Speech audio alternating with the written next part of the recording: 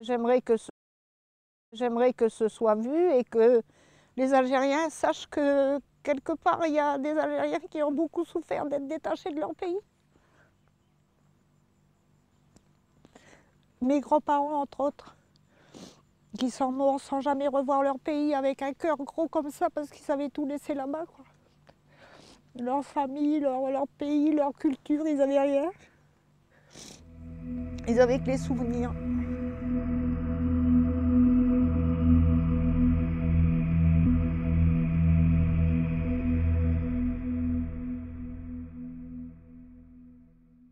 Et que quelque part, si on pouvait revenir en arrière, mais je les mettrais sur un tapis volant ou je ne sais quoi pour pouvoir les ramener.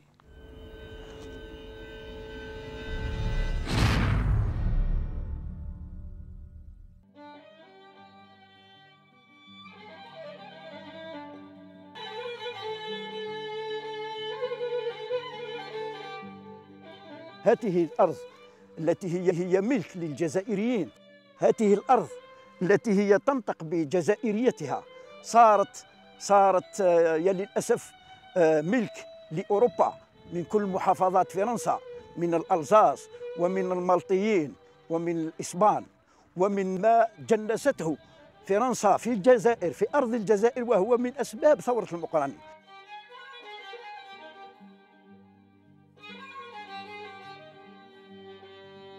نحن هنا في قلعة بني عباس التي ينتمي إليها الحاج محمد المقراني وأخيه أحمد بومزراك.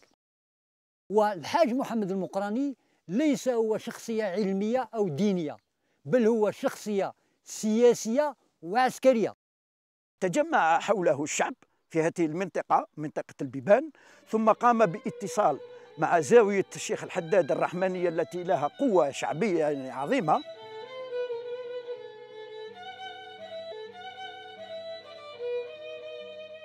الشيخ الحداد عندما جاءه وفد الحاج محمد المقراني ودعاه إلى الجهاد استقبل ذلك بكثير من الاعتزاز. لماذا؟ لأنه كان ينتظر هذا الحدث نتيجة لتفكيك البنية الاجتماعية والاقتصادية للمجتمع الجزائري. في 8 ماي في سوق صدوق الشيخ الحداد رفع عصاه في السماء وقال سنرمي فرنسا مثل ما أرمي أنا عصاي، فرمى العصا وأعلن الجهاد.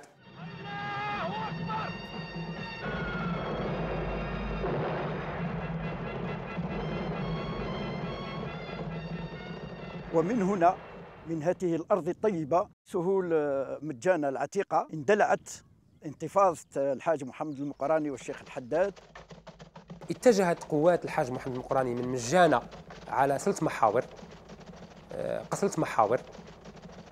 قسم الجيش الذي يتكون من 8000 عسكري من حشم ومن كل القبائل المجاورة لبرج بوعريريج، واتجه بهم لحصار مدينة البرج ومركز العسكري والسكنة.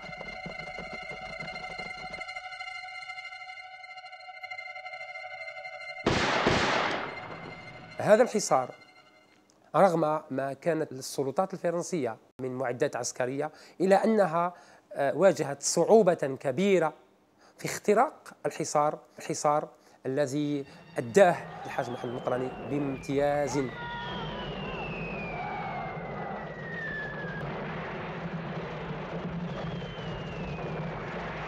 لم تصمد مقاومة الشيخين المقراني والحداد أمام شراسة الآلة القمعية للمحتل الفرنسي.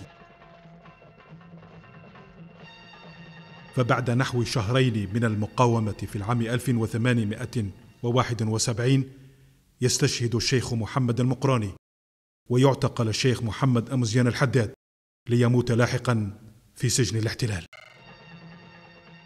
تعمد الإدارة الفرنسية إلى ابتكار أسلوب غير مسبوق إمعانا منها في الانتقام الشديد ممن حمل السلاح ضدها، وهو النفي إلى جزيرة كاليدونيا التي تحتلها بالمحيط الهادي.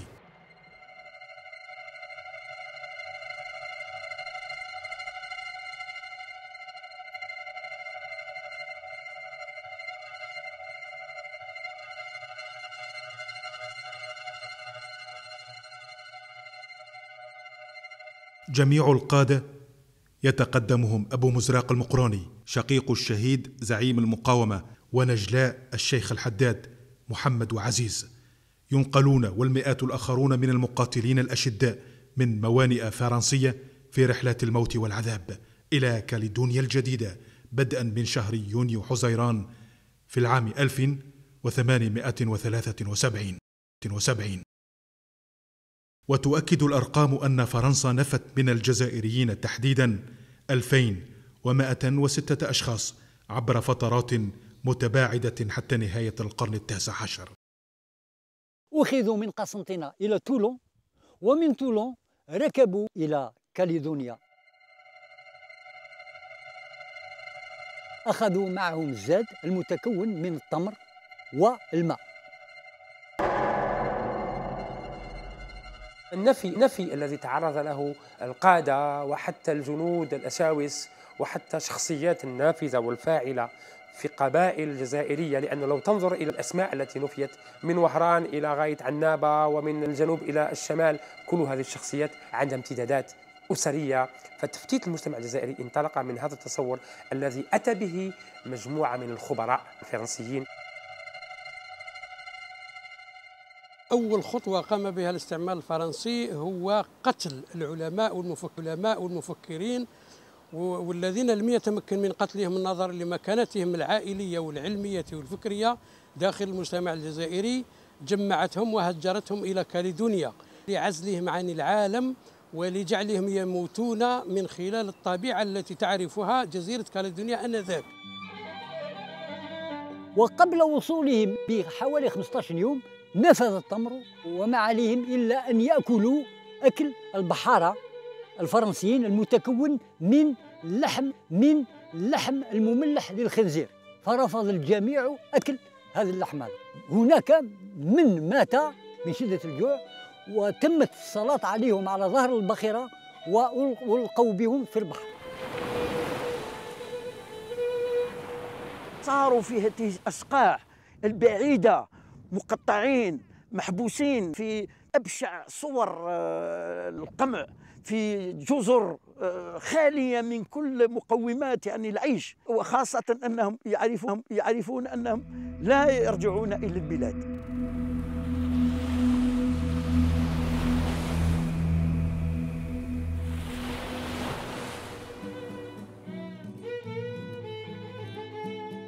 Donc nous sommes ici à l'endroit même où les Algériens déportés et transportés sont arrivés pour purger leur peine.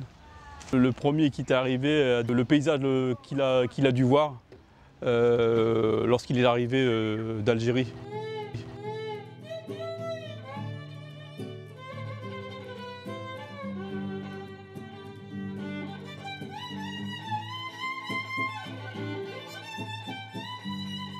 كاليدونيا الجديدة وعاصمتها نومية، مستعمرة فرنسية في قلب المحيط الهادي شرق أستراليا على مساحة 19,000 كيلومتر مربع. احتلتها فرنسا العام 1853. سكانها نحو 250,000، منها نحو 20,000 من أحفاد الجزائريين.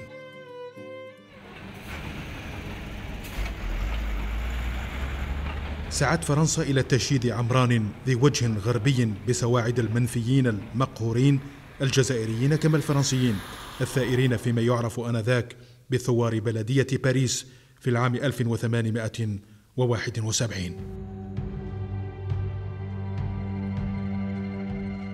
هذا النفي الذي هو في الحقيقة قمع سياسي ترك آثار كبيرة، أولا في المنفيين أنفسهم الذين فصلوا عن موطنهم وعن أهلهم، نفيوا إلى هذه الأصقاع وعوقبوا حتى يؤثرون في معنوياتهم.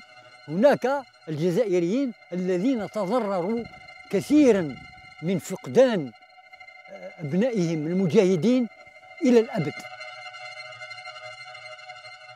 Eux sont arrivés ici dans des camps et de son père qui étaient déportés. Et bien entendu, je porte un nom français puisque mon père était français. Aujourd'hui, c'est grâce à vous, c'est-à-dire c'est grâce aux images, c'est grâce aux historiens, c'est grâce à la recherche qu'on est capable de montrer aux générations comme la mienne, mais aussi comme celle de mes enfants. Qui, vous savez, si vous ne cherchez pas à apprendre, vous ne savez pas.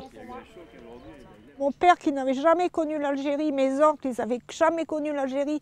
Mais quand vous les entendiez parler de l'Algérie, mais c'était le plus beau pays au monde. Alors que c'est vrai que c'est beau, mais c'est le cœur qui parlait, c'était pas plus qu'autre chose, quoi. L'histoire un petit peu du grand-père Ali Ben Ahmed. Il a beaucoup souffert, il a beaucoup travaillé. La vie était très dure. Maintenant, la souffrance du bagne, comme tout le monde, quoi.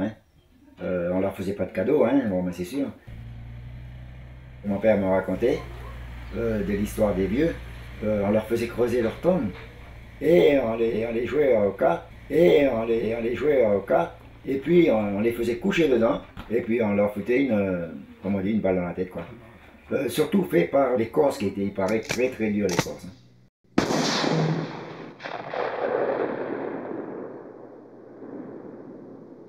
Ça reste gravé quand on nous dit il a échappé à la mort, mais bon, parce que ça ne devait pas être son tour, quoi. Je pense surtout beaucoup à tous ces vieux qui ont souffert. Il y en a beaucoup qui, pendant le voyage, qui sont morts et qui ont été jetés comme des sacs de linge sale à la mer. Je sais que mon grand-père Boanani, lui, il est arrivé en 1895 en Calédonie. Je sais qu'il est né en 1833 à Biskra en Algérie.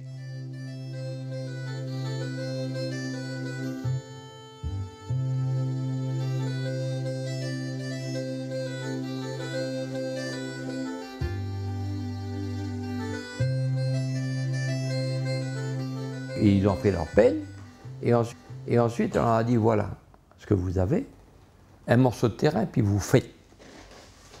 Vous vivez, vous survivez, vous débrouillez, mais vous ne retournez pas chez vous. J'ai raconté l'histoire que mon grand-père voulait partir en Algérie. Comme il travaillait, il a vu qu'il y a assez d'argent. Il a dit à ma grand-mère, on va partir en Algérie. Ma grand-mère, elle était enceinte d'1 mois par là, environ.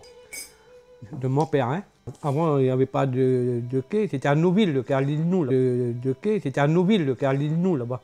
À Nouville. Quand ils sont arrivés là-bas, ils sont montés sur le bateau, ils ont payé leur voyage. Et puis mon grand-père, il est tombé malade. Ça fait que mon grand-père, ils l'ont hospitalisé.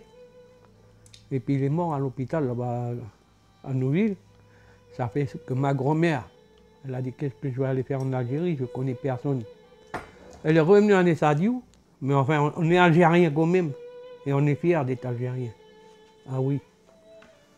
L'Algérie, c'est tout. L'Algérie, c'est tout. C'est notre pays, l'Algérie.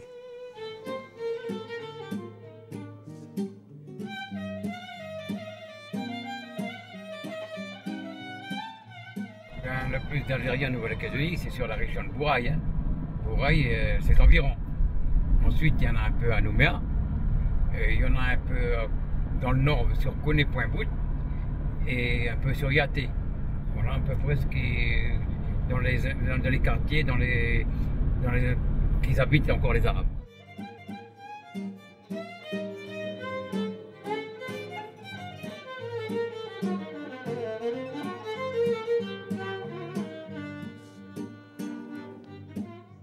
Le jour du ramadan, du carême, ils étaient arrivés tous en blanc. Les Calédoniens, ils ont dit, tiens, voilà les Arabes, parce qu'habillés en blanc comme ça ressemblait aux Arabes. Et c'était les Arabes. Et le mot, il a toujours resté. Notre problème, ici que nous avons servi à coloniser le pays, en étant nous-mêmes là-bas, décolonisés. Parce que c'était essentiellement pour coloniser la Calédonie, parce qu'ils avaient des prisons en Algérie. Ils auraient pu faire leur prison là-bas. Il fallait peupler, il fallait coloniser.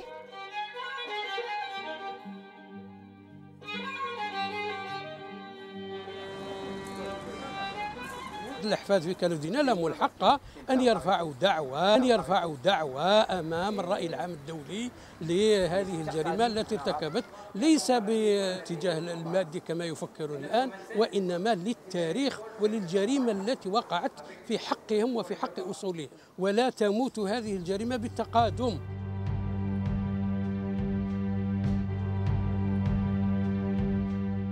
En France, ils vidaient les prisons et les maisons de correction, puis ils envoyaient les femmes ici. Ils les mettaient dans des couvents.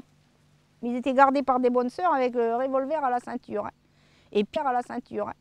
Et puis ces gens, ces Arabes, là, comme mon grand-père qui était libéré après, ils allaient chercher une femme dans ces couvents-là. Ils la voyaient 2 fois un quart d'heure, une fois aujourd'hui, une fois la semaine prochaine, et puis ça y est, emballé, c'est pesé. Hein. Et c'était toutes des Françaises, il n'y avait pas de femmes arabes. C'était que des hommes. Et qu'il n'y avait pas la femme. Or, la femme, quand même, quelle que soit la société, a un rôle important, ne serait-ce que dans la cuisine, ne serait-ce que dans l'éducation, de conserver des coutumes. La famille de ma mère, la famille de mon père vivaient à Nessadiou, et je pense que les relations ont toujours été bien. Moi, je sais que mon père, quand il se levait, il nous disait, le matin, vous êtes les Arabes, vous êtes les plus beaux, vous êtes les plus forts. C'était des gens qui étaient vraiment algériens, ils n'ont jamais donné des noms français à leurs gosses. Mais il y en a beaucoup qui ont donné des noms français. Ça fait qu'on avait perdu. Et puis pour aller à l'école, pour être mieux lu, il ne fallait pas monter des noms français arabes et puis être plutôt chrétien.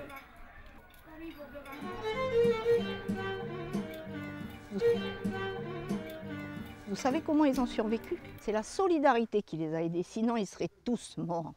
C'est la solidarité, il y en a un qui tuait un bétail, il distribuait. L'autre, il avait un régime de bananes. C'est toujours resté à Nessadiou d'ailleurs. Hein. Jamais vous jetez quoi que ce soit. Vous en faites profiter les autres. Le partage, c'est ça qui les a aidés. Il n'y avait pas d'argent. Personne n'avait de l'argent, rien ne se vendait. C'est la solidarité qui les a sauvés. Sinon, il en aurait pu. Je crois qu'il faut louer le fait qu'une partie, il y a toujours des pionniers quelque part, et chercher à retrouver ses racines, puisqu'on les a. Hein, donc, et ce travail qui est lent, qui est difficile, à mon avis, porte ses fruits, parce qu'aujourd'hui, tout le monde parle aujourd'hui de culture. Hein, les Mélanésiens disent, voilà, on a une culture, nous, les Wallisiens, les Vietnamiens, donc nous, il n'y a pas de raison qu'on ne cherche pas nos racines et qu'on ne cherche pas à renforcer ces liens.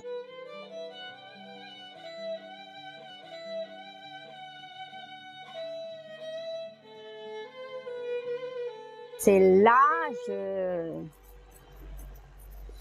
je cherche. Il me manque quelque chose. C'est mes racines. C'est comme si que c'était un arbre qu'on avait penché. Et les racines sortaient. Il faut que, voilà, que ça revienne. Même si, quelque part, excusez-moi, quelque part, je n'ai plus là-bas de famille. Je sais que j'ai une terre qui a appartenu à mon grand-père.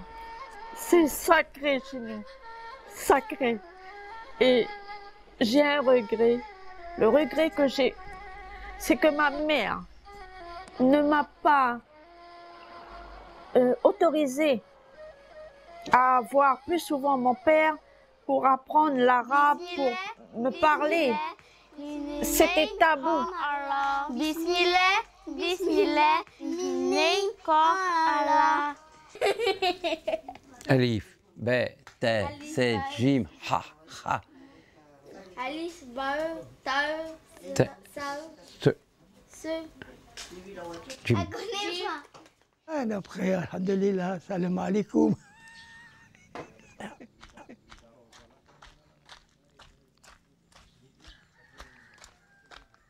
C'est pas haram. التوتي والتوتي قلت له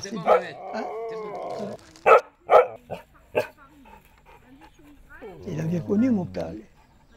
Il parlait l'arabe, il parlait le tahitien, il parlait le kanak, il parlait 4-5 langues arabes, l'Arbaïli, il parlait la Mchaoui, il parlait tout. Aïe, aïe, aïe. Moi je ne suis pas estimé, hein. Moi, je ne suis pas estimé, hein, parce que moi, je le dis franchement, hein, je suis arabe, j'ai une goutte de sang peut-être arabe, mais c'est de l'arabe qu'il y a là-dedans, c'est pas d'autre chose. Jamais, ah, jamais. Et moi, mes enfants, ils ont leur père, leur grand-mère et tout ça de côté paternel qui n'est pas arabe, mais ils sont arabes jusqu'à la moelle. Ces enfants de bagnards, ces enfants de déportés, de transportés, c'est pas qu'ils se croient une race supérieure, c'est pas Hitler. Alors que maintenant, eh ben, on le revendique haut et fort. Alors même si on vous dit... Mais c'était pas un choix. Le pire dans tout ça, c'est que moi, les gens qui étaient racistes avec moi, ils avaient la même couleur de peau que moi. Si l'autre, il est jaune, il est noir, il n'est pas de la même couleur, vous vous dites, bon, ben, on est différents. C'est normal qu'ils m'en veuillent. Mais non, ils avaient la même couleur de peau que moi, ils me traitaient de sale race.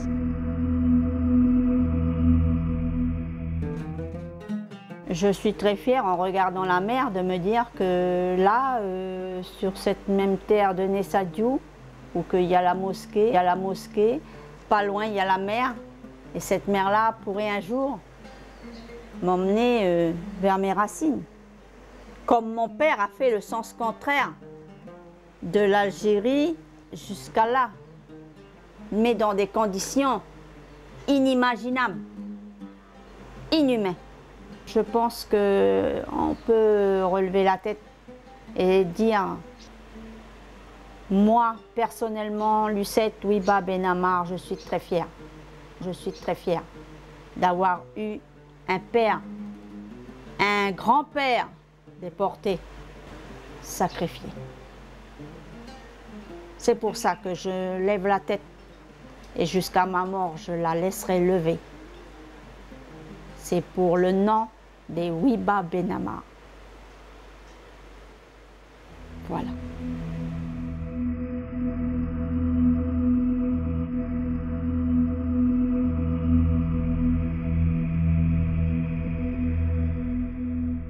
On n'apprenait pas l'histoire de l'Algérie ou d'autres pays, c'était simplement l'histoire des Gaulois et nos ancêtres les Gaulois et la France, et moi ça me gavait. Moi j'ai décidé, entre-temps, comme j'ai trouvé mon oncle, j'ai pris l'initiative personnelle de partir retrouver la famille en Algérie, à l'Elma. Je suis partie vraiment à l'aventure parce que je ne savais rien, et donc j'ai pu retrouver ma famille. Et je suis arrivée dans l'inconnu, bien sûr, mais c'était fort. J'ai fait le voyage, quelque part, le voyage symbolique d'une vie. Et au moment où la côte d'Alger est apparue au hublot, mais vous n'avez pas idée de la douleur qui est venue là. Une douleur que je n'avais jamais ressentie. Je ne connaissais pas cette douleur-là. J'avais envie de hurler à regarder Alger la Blanche. La première chose que j'ai vue de l'Algérie, c'était Alger la Blanche. C'est-à-dire la première chose, c'est la dernière chose que mon arrière-grand-père il a vue avant d'être foutu à fond de cale.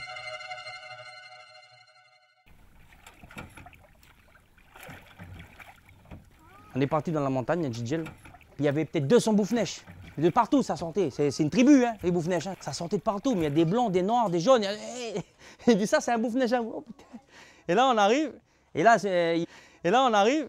Et là, il bloque. Et puis le vieux fait que ça calme, ça. Là, la plateforme qui est là, avec le caillou au milieu, ça, c'était... Ah, moi, il regarde mon père, normal. Ça, c'était ton grand-père. Ton grand-père qui a été déporté en Algérie, c'est là qu'il habitait. Mais il ne reste plus que la plateforme. Et là, ben, on s'est assis tous les trois. Hein. Il y a une émotion très forte. Parce que là, on peut dire que nous, on demande là. Quoi. Il y a une source qui coule dans la montagne. Et là, les mecs, ils viennent chercher l'eau. Tout. Et c'est la source des Boufnèches. Donc, on a bu à la source. Et là, je peux te dire, quand tu bois là, tu dis, il y a quelque chose là. Là, tu sens quelque chose passer dans tes veines.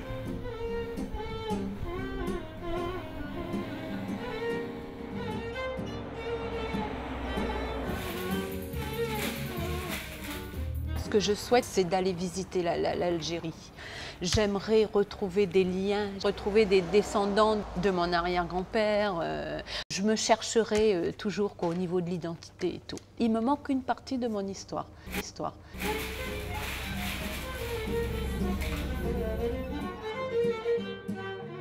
pour nous, aller découvrir Alger ou certaines villes d'Alger, c'est quelque chose de fabuleux. J'ai pu discuter avec des gens d'ici, des descendants algériens qui ont été là-bas. Je veux dire, tous, sans exception, étaient enchantés. Je pense que ça pourrait être la même chose pour ceux qui pourraient venir nous voir.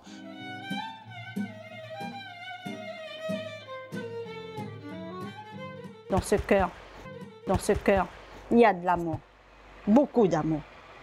Et je voudrais, avant de mourir, comme je l'ai dit là-bas, à la Mecque, devant la Mecque, à vous,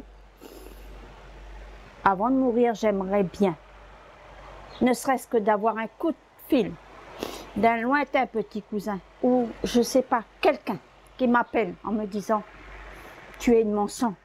Cette voix va me permettre de partir en paix. بابا يقولوا جبل الأمور وأماكن قال الأخوات أنا ما نعرف وين جبل الأمور ولا الأخوات أنا ما نعرف. Ça fait à peu près 150 شهر ou peut-être 150 ans déjà. Ici. Je me suis battue comme je suis allée pour obtenir le passeport. Il y a eu plus de 40 députés qui sont venus chez moi un jour pour découvrir l'histoire.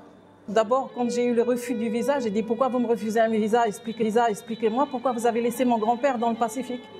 J'ai rien à vous expliquer. » Et les députés sont venus chez moi le lendemain, j'ai reçu mon passeport. C'est comme ça que j'ai bâti un pont, si vous voulez, pour que tout le monde permette de le franchir aujourd'hui. Je ne me revendique rien. Je l'ai fait parce que je l'ai fait avec le cœur et le sang, c'est tout. Le passeport algérien, c'est un parcours du combattant pour l'avoir. Si tu n'as pas quelqu'un qui t'aide à l'avoir, quand tu passes dans les administrations, et je ne suis pas dans les administrations, moi je suis passé dans l'administration de Sétif. On m'a fait revenir 5 jours. 5 jours. On me donnait rendez-vous à 8 h le matin. J'arrivais à 8 h. Des fois, on me recevait pour me dire « Ah ben non, on n'a pas pu regarder votre dossier à 2 h de l'après-midi. » C'est pour ça qu'il dit administration. Moi, je l'ai jaugé. Administration. Moi, je l'ai jaugé. Il m'a dit « Punaise, en Algérie, il faut qu'on fasse du ménage un peu dans leur administration. » Quand on dit aux Algériens, nous sommes à 22 000 km, quand il fait nuit chez vous, il fait jour chez nous, ils ne comprennent rien du tout. C'est très compliqué déjà l'administration française, c'est compliqué l'administration algérienne. Je demande à l'administration algérienne de pouvoir trouver la solution d'alléger ou de faciliter les choses pour les familles. Si on est interdit d'y aller ou si c'est difficile d'y aller, ça veut dire qu'on continue à nous condamner à l'exil.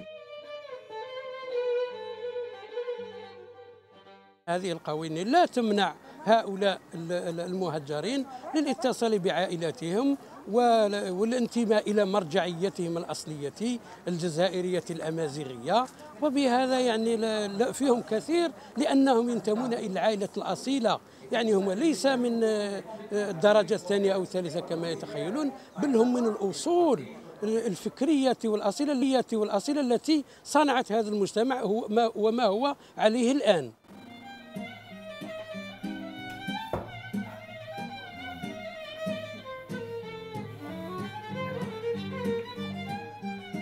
Je suis extrêmement reconnaissant aux gens de Bourail, de Nessadiou, à l'association, d'avoir su maintenir la flamme. S'il n'y avait pas eu tous ces vieux-là qui ont maintenu, il n'y aurait pas eu tout ce qu'on vit là.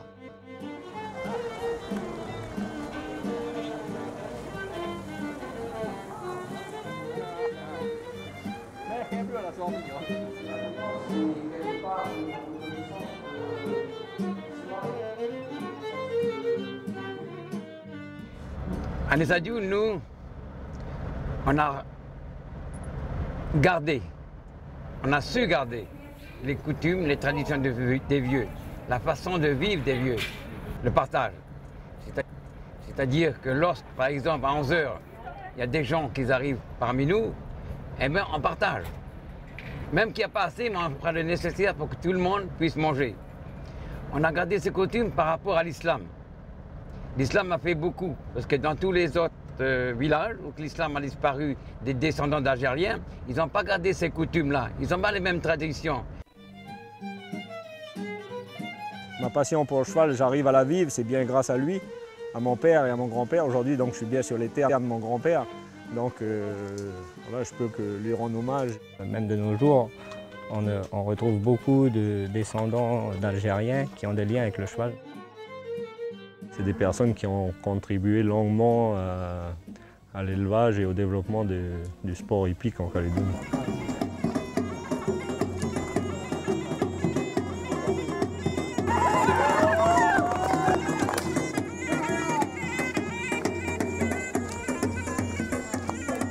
Des jeunes qui viennent nettoyer. Ça représente déjà nos racines parce que tous les plus vieux ont été enterrés ici, toute notre famille et puis tous nos descendants ils seront ici. On vient, nous, qu'on est de deuxième génération, avec nos petits-fils et puis tout ça, on leur donne déjà l'envie de suivre cette coutume, on va dire. Hein, puis de respecter ces gens, qui ont souffert. En 1872, à Bourail, le premier Algérien est mort. Il a été enterré à Bourail, mais dans des circonstances qui ne convenaient pas à l'islam. Alors le vieux Miloud, il a dit, ben, je donne ce terrain pour les Arabes pour faire un cimetière. Ça s'est passé en 1891.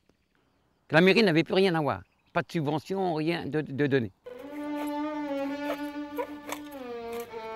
Quand on regarde, il y a des prénoms arabes et des prénoms français.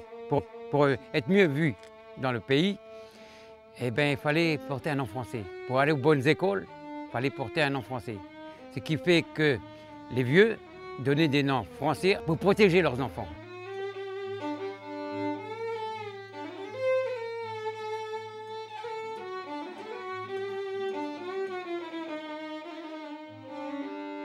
Nous, notre génération, bon, ben, on était des fils de bagnards, des enfants de bagnards. On était des Arabes, on était une sale race d'Arabes. Il fallait qu'on se conduise bien, il fallait qu'on réussisse. On a vécu le racisme à un point que vous ne pouvez pas imaginer. Moi, j'ai caché mon prénom. Je me suis fait embaucher dans l'administration sous mon faux prénom d'état civil. J'ai pris mes assurances vie sous mon faux prénom d'état civil.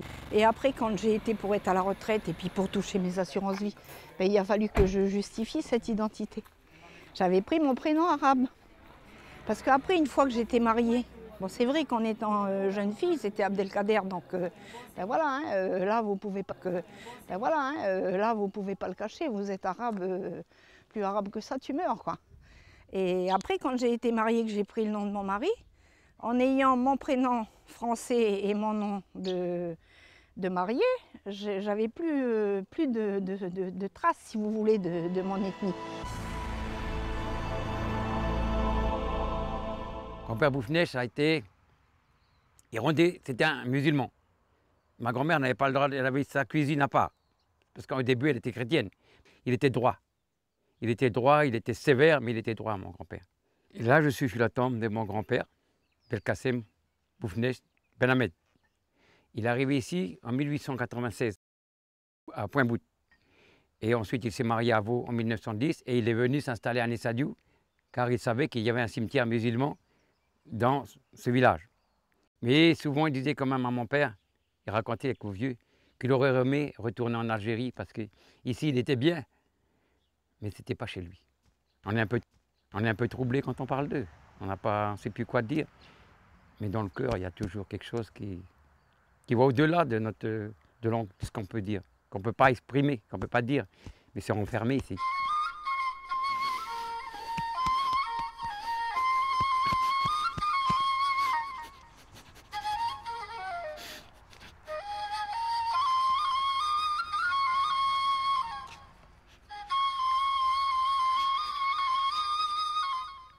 Et là où il y a grand-père Taïeb aussi. Grand-père Taïeb, c'était un bon aussi. Il y a mes frères. Saïd, Belkacem, Taïeb, Karim. Toute la famille est là. Et moi, je serai là. si Dieu le veut, Inch'Allah.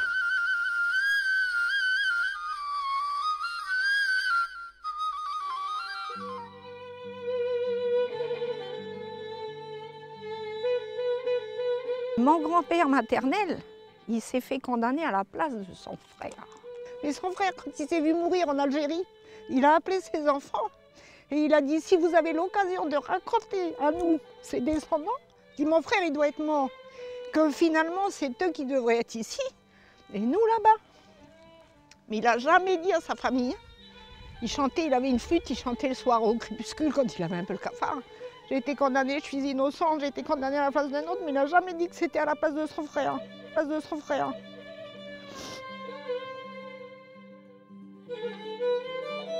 On sait d'où l'on vient. Et pour pouvoir avancer dans la vie, il faut savoir d'où l'on vient pour pouvoir aller. Même dans 2 ou 3 générations, ça sera la même histoire. On ne pourra pas la changer. Elle est écrite comme ça et elle restera.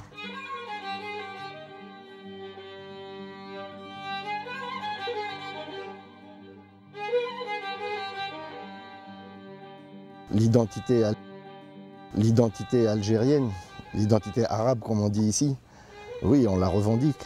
Elle est toujours présente en nous.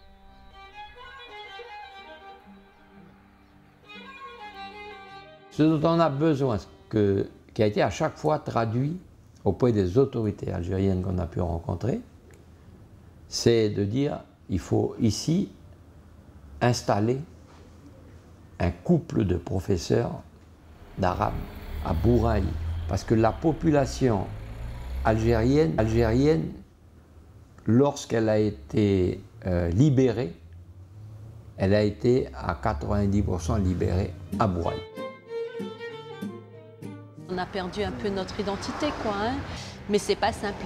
C'est pas simple comme la langue. J'aimerais bien apprendre la langue, mais qui va me l'apprendre? On n'a personne ici qui donne des cours d'algérien. Vous voyez, il y a beaucoup de choses qui mériteraient d'être faites, quoi. Le gouvernement algérien, en investissant là-dedans, c'est redonner la possibilité à nous, mais surtout à nos jeunes, de retrouver à travers la langue la culture.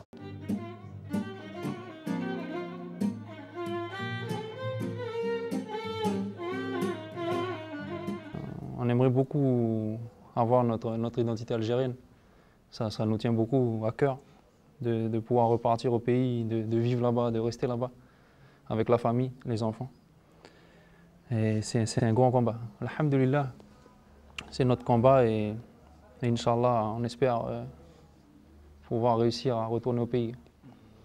Cette envie est toujours aussi forte, je pense, peut-être pas aussi forte que l'arrière-grand-père, comme on n'a pas vécu les mêmes choses, mais bon, on se sent étranger dans ce pays. Et c'est pour cette raison que, en plus, pour ce qui est du Coran, c'est un Coran symbolique. Mais de nos jours, l'identité revient, la fierté d'être arabe revient. Les gens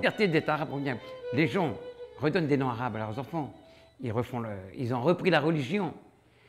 Maintenant, il y a beaucoup qui font le carême, qui font le ramadan, qui font beaucoup de choses, qui vont faire le hajj à la Mecque. Et ça veut dire que notre communauté a repris espoir. Aujourd'hui, on participe à la vie active. Vous avez dans l'agriculture, chez les fonctionnaires, dans les commerces, dans le service à personne, dans les industries, un peu dans tout corps de métier, il y a des descendants qui ont bien réussi.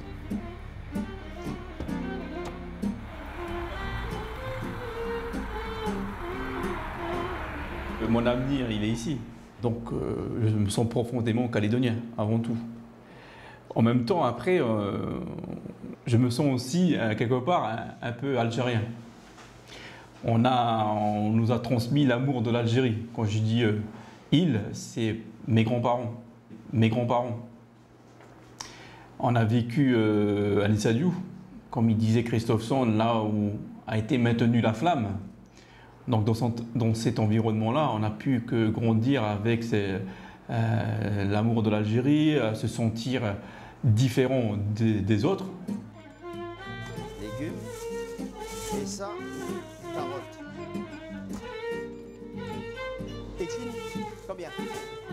L'endroit où je vis moi, c'est Nessadiou, et Nessadiou, ça a été à un certain moment de l'histoire le refuge des Arabes. On leur a donné des concessions, c'est pas pareil, hein. Et donc les relations ont toujours été normalement bien, sauf qu'au début, il y a eu des tiraillements. Il y a eu des Arabes qui n'avaient pas les moyens de faire survivre leur famille, donc ils volaient du bétail ou n'importe quoi. Mais vous savez, aujourd'hui, les gens peuvent très bien vivre et ils volent toujours du bétail, donc on ne peut pas mettre ça sur le compte tout le temps des Arabes. Il y a une représentation algérienne à travers nous, à travers les noms, à travers les prénoms. Il y a une représentation musulmane à travers la mosquée. Mais on n'a pas un imam algérien, on n'a pas une adresse permettant de dire l'Algérie est présente en Nouvelle-Calédonie.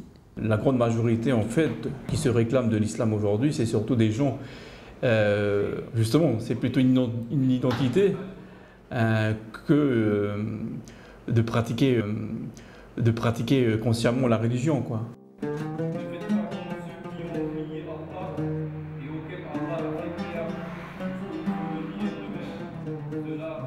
Je fais le devoir ici toujours. C'est midi, à ça c'est 3 heures, Maghrib c'est après Isha le dernier. Ouais.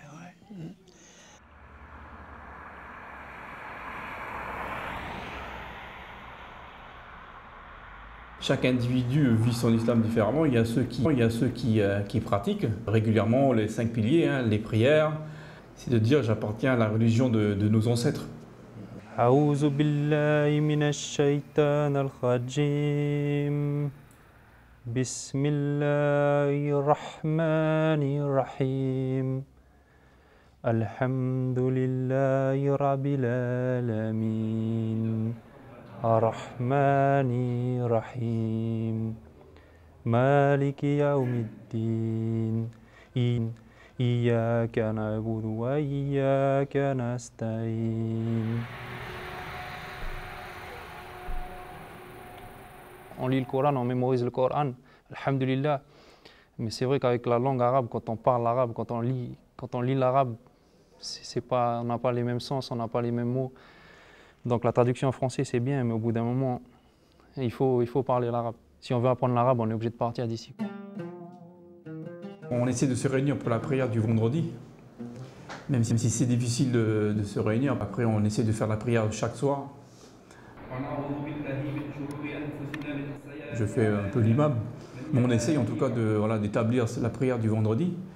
Ensuite, après, on essaie aussi de se réunir le vendredi soir avec un repas pour se rencontrer, pour partager un moment et surtout pour toujours avoir l'unité, quoi.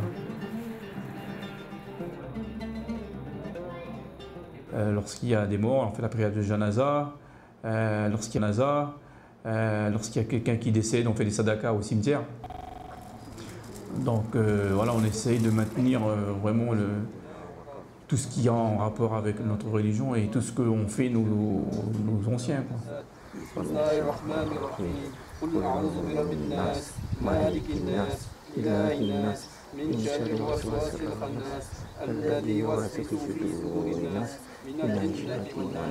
Ici en Nouvelle-Calédonie, donc je dirais la majorité religieuse, c'est une majorité chrétienne, et donc les Arabes, les Arabes musulmans sont une très petite communauté au départ, d'accord.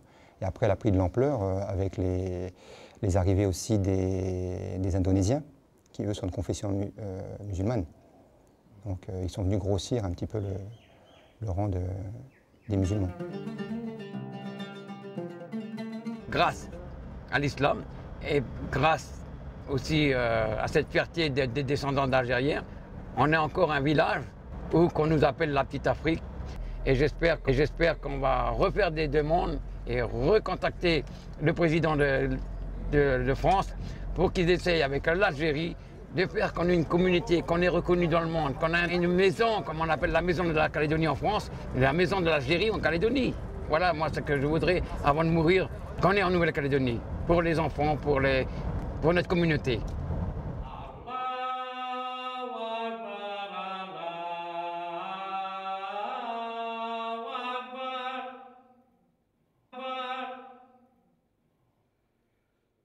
Les difficultés à l'époque pour mettre la mosquée en place. Il a fallu 10 ans et on n'a pas pu l'appeler au départ mosquée, on l'a appelé centre culturel islamique.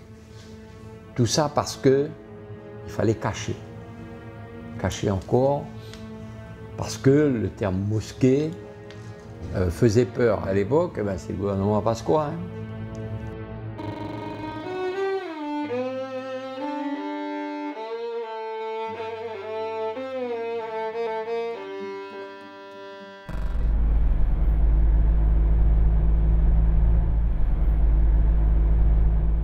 Je suis étonné qu'après 150 ans, on a encore un existe, qu'on a la religion, qu'on a cette fraternité entre nous, et puis surtout que maintenant de l'étranger, qu'on vient nous reconnaître. Et on demande à l'Algérie aussi de nous reconnaître un peu plus, parce qu'on a beaucoup de problèmes.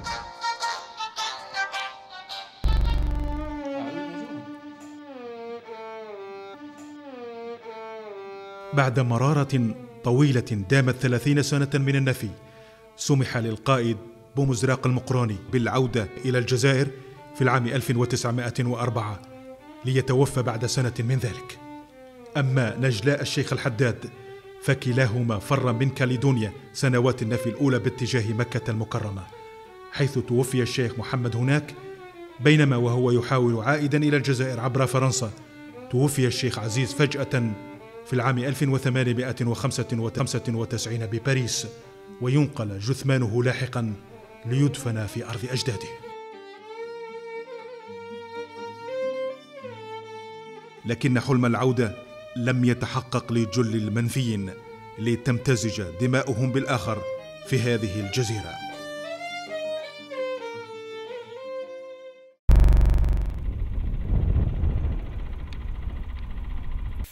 On était également des déportés, ou comme on disait des bagnards, des deux côtés. C'est-à-dire des deux côtés, nous sommes en Nouvelle-Calédonie issus de cette époque coloniale. Mais en même temps, moi, l'histoire, elle est parallèle parce que mes ancêtres, aussi bien côté mère, côté père, sont des bagnards aussi. Donc, je suis issu de la même histoire.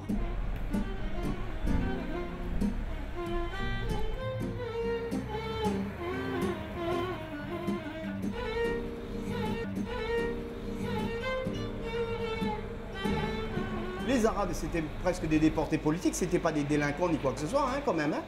Et nous, par contre, nos parents, c'était quand même des gens qui étaient délinquants, qui ont certainement fait des bêtises qu'on ne connaît pas trop, et qu'on ne cherche pas trop à savoir non plus, parce que on ne va pas toujours vivre sur le passé non plus. Hein.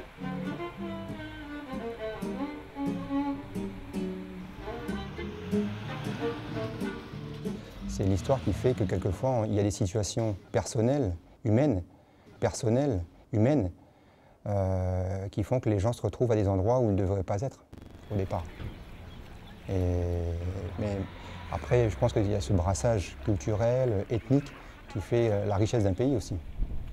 Hein, la Calédonie, je dirais, c'est une petite île dans le Pacifique, mais il n'y a pas beaucoup d'habitants. Mais c'est une île, on va dire, assez pluriethnique malgré tout.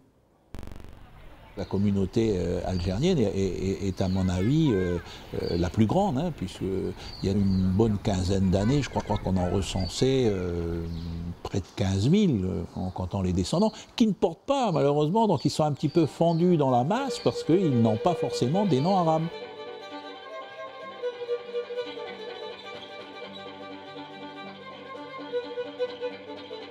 C'est des photos que les familles, les vieux, parce qu'en fin de compte, à l'époque, les photos n'étaient pas trop acceptées par les vieux arabes.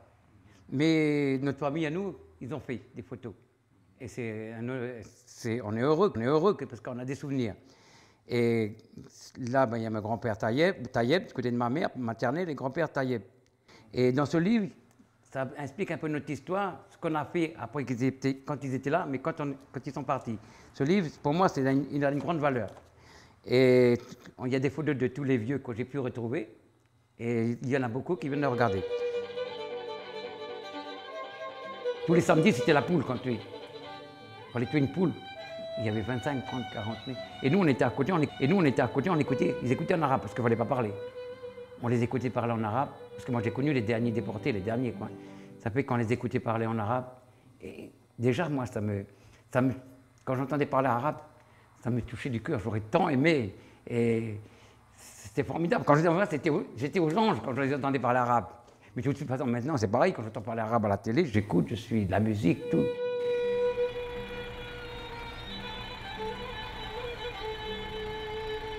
Bouffnech, ça fait encore quelque chose de bien. Ça fait encore quelque chose de bien. Il avait du terrain. Et à l'époque, il n'y avait pas d'école. Une école, comme vous dites pas. L'administration, elle est venue. Elle lui a demandé, est-ce que vous voulez pas céder un terrain pour faire une école? Et il a recédé à l'administration un terrain de 5 hectares pour que les enfants puissent aller à l'école. Et dernièrement, on a fait faire une plaque à cette école. École de Nessadio, 1927. Terrain cédé par Bouffnech Belkacem Ben Hamid. الراسخ عند معظم أحفاد الجزائريين أن كاليدونيا وطن ساهم في بنائه أجدادهم المقهورون وبات إذن لهم كما لغيرهم، ولا يجب أن تظلل مآسي الماضي مساحات المخيال العام لهؤلاء، وأن عليهم أن يشكلوا مجتمعا فاعلا وناجحا مع الإبقاء على المرجعية المميزة لكيانهم. Ce que tous nos vieux ils attendent de nous collectivement dans ce pays-là, c'est que on envoie au reste du monde une image d'espoir, une image de dire que chacun peut garder son identité, parce que je crois profondément à un besoin d'identité pour être bien dans sa peau, mais que ces identités peuvent se juxtaposer et vivre paisiblement les unes avec les autres dans le XXIe siècle sans avoir nécessairement à se confronter et à, j'allais dire, à guerroyer les unes contre les autres.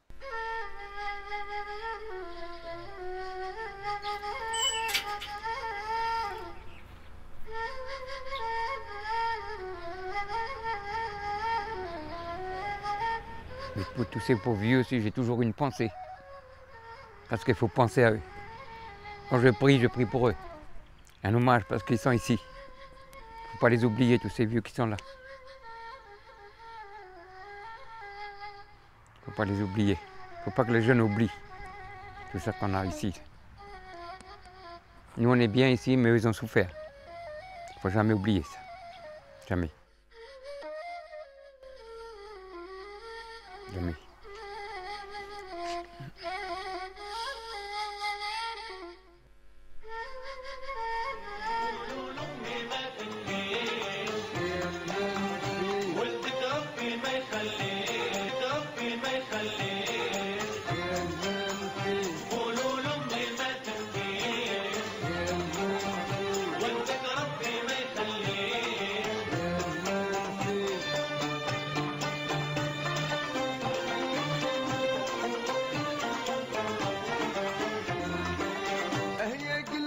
وشتك تعين او الصوفة دايما كيف او جميلة معمرة بالماء او القلب عوام فيها قولوا لامي ما تبكي يا المنفي ولدك ربي ما يخليك يا المنفي قولوا لامي ما تبكي